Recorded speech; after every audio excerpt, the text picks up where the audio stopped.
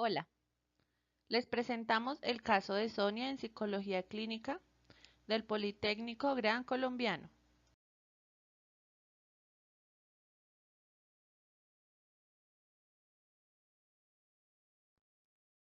Las integrantes somos Eugenia Puerta, Daniela Cano, Ángela Rincón y Nigi López.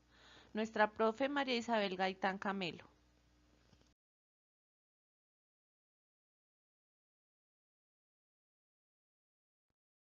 Presentación de la paciente. Nombre, Sonia.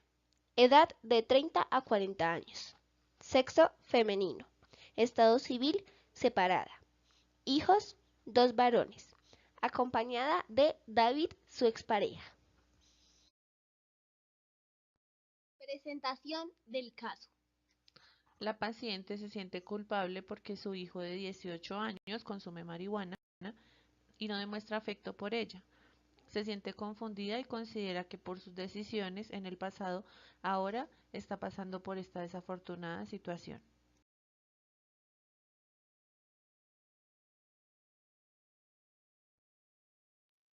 Genograma. Sonia tiene dos hijos de padres diferentes. Su hijo mayor se llama Edwin, tiene 18 años y su padre es Didier. El menor, Samuel, tiene 4 años y su padre es David. Es separada y vive únicamente con sus dos hijos. Anamnesis. La paciente se siente culpable porque su hijo de 18 años consume marihuana y él la culpa a ella de su comportamiento. Ella se siente confundida porque considera que gracias a que ella se lo dejó a criar al papá desde los 8 años hasta los 13, perdió el amor y respeto de su hijo. Sonia y Didier tenían una relación y de allí tuvieron a Edwin. La paciente no quería mucho al padre de su hijo, pero mantuvo esta relación para darle un padre a Edwin. Sin embargo, cuando él cumplió 8 años, se separó de Didier y se fue a vivir sola con su hijo. Ella conocía a un hombre llamado David. Eran amigos hacía tiempo, pero cuando se separó de Didier, entabló una relación sentimental con David.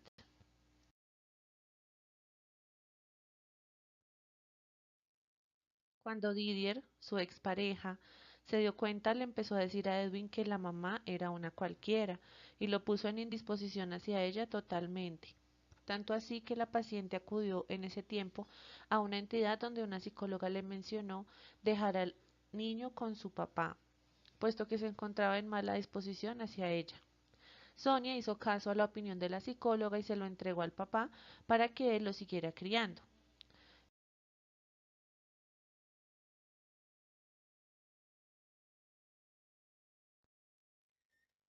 Edwin, su hijo, no la quería ver. Su papá le hablaba muchas cosas malas de ella y durante un tiempo fue así, hasta que lo internaron porque presentó cortes en las muñecas. Tras este hecho, Sonia se lo vuelve a llevar a casa a los 13 años. Sonia tuvo un hijo con David, se llama Samuel, ya tiene 4 años. Ella no vive con David. Tuvieron problemas y también se separaron. Ella solo vive con sus dos hijos, pero Edwin la tiene fuera de control, pues es muy rebelde. Sonia está confundida, se siente culpable, pues piensa que por hacerle caso a la psicóloga de la comisaría de familia años atrás y haberle entregado su hijo al papá, es que ahora él es así. Durante la entrevista, Sonia demuestra que no se siente capaz de tomar decisiones por sí misma, presenta llanto y manifestaciones de miedo, culpa, frustración y cansancio.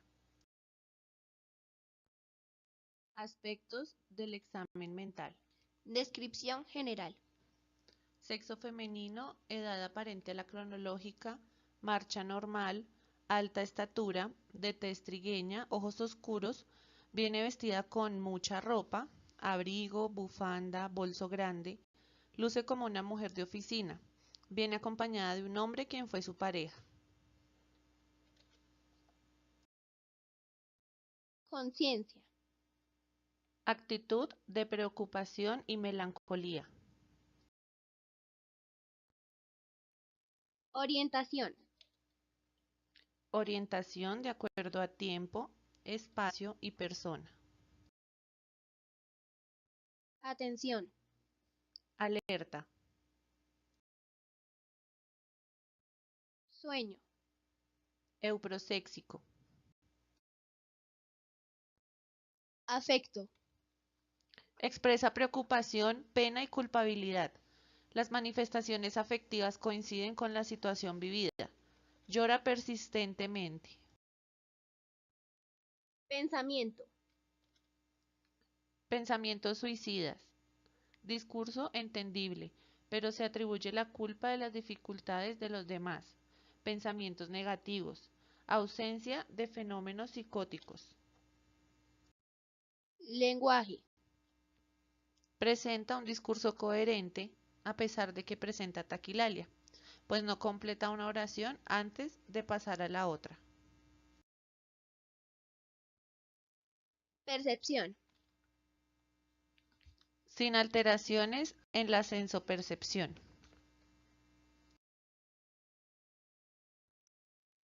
memoria, Sin alteraciones en la memoria reciente y remota.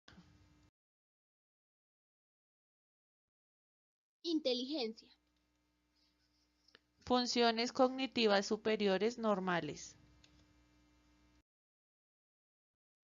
introspección y juicio de la realidad, Introspección negativa, juicio conservado, tiene coherencia. trastorno dependiente de la personalidad, Sonia cumple con la mayoría de los siguientes síntomas. Fomentar o permitir que otras personas asuman responsabilidades importantes de la propia vida.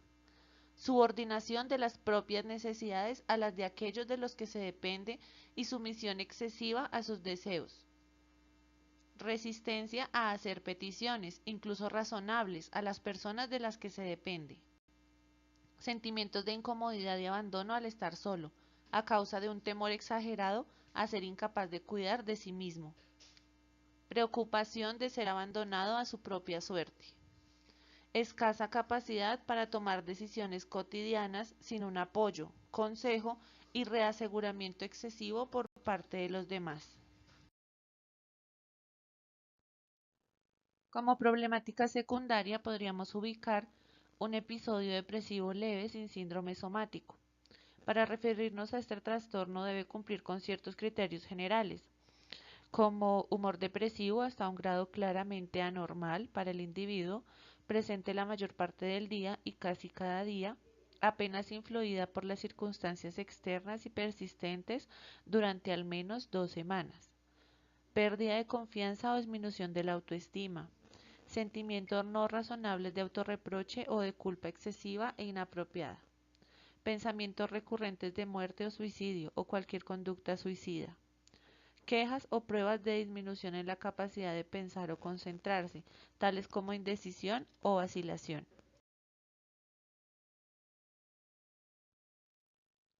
A continuación se realizará un análisis de los aspectos identificados en Sonia y posiblemente hipótesis de comprensión de lo que está sucediendo con nuestra paciente y su entorno familiar.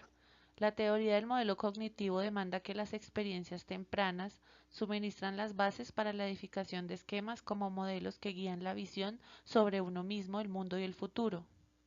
En la niñez, Sonia pudo haber vivido una situación de hostilidad, castigos físicos, maltratos psicológicos, separación por parte de los padres o vivir en un hogar disfuncional. No existen motivos para considerar que Sonia sea la culpable de que su hijo sea adicto a la marihuana. Más bien es la suma de diversos factores lo que puede determinar la incidencia y prevalencia de la adicción a una droga. De hecho, la familia funciona como primer modelo de aprendizaje y socialización para cualquier ser humano, donde adquiere habilidades interpersonales y cognitivas necesarias para integrarse a la sociedad. Posiblemente al hacer un análisis de cómo fue la vida de este niño hasta los 7 años, se podría determinar qué factores influyeron para que en la adolescencia estuviera motivado a fumar marihuana. Un temperamento difícil o problemas de conducta restan capacidad de adaptación ante la negatividad de los padres. La inmadurez, los problemas de conducta y afectivos previos a la separación en el niño se podrían relacionar con la hiperactividad, déficit de atención, ansiedad, depresión y conducta de oposición. Cuando los niños enfrentan la separación de los padres, experimentan más depresión y ansiedad que otros. Adicionalmente presentan una menor autoestima y más problemas de conducta. Posiblemente para el hijo mayor de Sonia, el afrontamiento por evitación impide que trabaje efectivamente para cambiar la situación problemática o que se centre cognitivamente en la misma para abordarla de un modo más positivo. Esto puede estar ocasionando niveles superiores de depresión, ansiedad y de conducta. Para este importante caso, el plan de intervención que se ha planteado es la terapia cognitivo-conductual. Para la depresión, donde se interpreta que la parte cognitiva es referente a los pensamientos, la parte conductual se relaciona con las acciones y la depresión tiene que ver principalmente con los sentimientos. Esta intervención se llevará a cabo en 4 sesiones. Las 3 primeras se atenderá a Sonia y a Edwin de manera independiente, con una duración de 1 hora por cada uno, y la cuarta y última sesión se hará una terapia grupal con Edwin y Sonia. El objetivo de la primera sesión es identificar cuáles pensamientos y acciones influyen en los sentimientos de la paciente y guiarla a tener un mejor control sobre los mismos. Además, enfocarse de manera práctica en el control de la depresión para poder ser aplicada en el presente y en el futuro. Mostrarle de qué forma el contacto con las personas afecta el estado de ánimo. Se le debe explicar a la paciente el objetivo del proceso terapéutico, cuáles son los aspectos a mejorar y se firmará el consentimiento informado. En esta sesión se busca disminuir la intensidad de los sentimientos de depresión, acortar el tiempo que se encuentre deprimida, enseñar formas de prevenir y con ello tener un mayor control de la vida. Para poder llegar a ser lo mencionado debemos indagar cuáles son los pensamientos del estado de ánimo y cómo estos generan un efecto sobre sí misma, para lo cual se inicia con la primera actividad con el paciente. Se llama termómetro de ánimo y lo va a aplicar en su vida cotidiana registrando qué cambios genera sus pensamientos en el estado de ánimo. También se debe hacer una breve introducción sobre qué es la depresión, además de enseñar una forma útil de pensar acerca de la depresión y con la correlación entre los pensamientos y los sentimientos. Se debe adquirir un compromiso como llegar a tiempo a cada sesión, participar activamente y cumplir con las actividades. También se debe manifestar cualquier inquietud o inconformidad que se trate en cada terapia. En esta primera sesión se profundizará sobre los pensamientos que afectan el estado de ánimo por medio del análisis comparativo, en donde se plantean las diferentes formas de adoptar un pensamiento, como pueden ser pensamientos constructivos y destructivos. En la segunda sesión analizamos a la paciente observando desde qué perspectiva genera sus pensamientos, cuál es el punto de partida para iniciar un cambio positivo de los mismos. Como actividad para esta sesión, se debe seguir diligenciando el termómetro del ánimo y seguir identificando cómo se siente cada día. Asimismo, se hace entrega de 2 listados diferentes de pensamientos negativos y positivos para que cada día registre qué tipo de pensamientos tiene y para poder analizarlos en la siguiente terapia. ¿En qué forma las actividades afectan el estado de ánimo? En esta sesión se proponen formas de adquirir pensamientos saludables, donde se brindan herramientas mentales y ejercicios prácticos para que tanto Sonia como su hijo adquieran estados de ánimo positivos y estos lo conviertan en hábito. En la tercera sesión se evalúa el termómetro de ánimo, haciendo las respectivas felicitaciones y posibles mejoras. Realizamos un listado de cosas positivas que Sonia haya sentido en el transcurso de la terapia. La acompañaremos a realizar un plan de proyección a corto, mediano y largo plazo para enfrentar con ánimo el devenir. Por último, se debe realizar el método de trabajo ABCD. ¿Cómo le habla usted a sus pensamientos? A es decir lo que sucedió. B es el pensamiento que usted ha tenido y el cual se dice a usted mismo sobre lo que está pasando. C, cómo reacciona ante lo sucedido. D es la forma en que usted se discute o le habla a su pensamiento. ¿De qué forma las sesiones anteriores han contribuido a mejorar su bienestar emocional y cómo ve la relación entre madre e hijo después de la terapia? En la cuarta y última sesión se confrontará a los dos ante su punto de vista. la situación que se está presentando en su ámbito familiar, con el fin de que los dos cambien de posición y se puedan comprender mutuamente, ya que la relación se ha venido deteriorando por situaciones del pasado. Durante toda la intervención se deben observar los lineamientos dispuestos en la Ley 1090 del 2006, por el cual se reglamenta el ejercicio de profesión de la psicología. Se dicta el Código Deontológico y Bioético y otras disposiciones por ser un tema de relaciones personales. Se estima que el psicólogo clínico podría presentar problemáticas de respeto a los derechos humanos. Sobre el control del secreto, artículo 23, el profesional está obligado a guardar el secreto profesional y todo aquello que por razones del ejercicio de su profesión haya recibido información. Artículo 24. Cuando la evaluación intervención psicológica se produce a petición del propio sujeto de quien el profesional obtiene información, esta solo puede comunicarse a terceras personas con autorización previa del interesado y dentro de los límites de la autorización. Artículo 25. Información obtenida por el profesional no puede ser revelada a otros cuando conlleve peligro o atente contra la integridad y los derechos de las personas, su familia o la sociedad. Los deberes del psicólogo con las personas objeto de su ejercicio profesional. El psicólogo en relación con las personas objeto de su ejercicio profesional tendrá además las siguientes obligaciones. Artículo 36. Deberes del psicólogo con las personas. Es responsable de su procedimiento de intervención, el cual decide utilizar, registrar en la historia clínica, ficha técnica o archivo profesional con su debido soporte y sustentación. Hacer uso apropiado del material psicotécnico en caso de que se necesite, guardando el rigor ético y metodológico. No practicar intervención sin consentimiento autorizado del usuario en caso de menores de edad con consentimiento de los acudientes.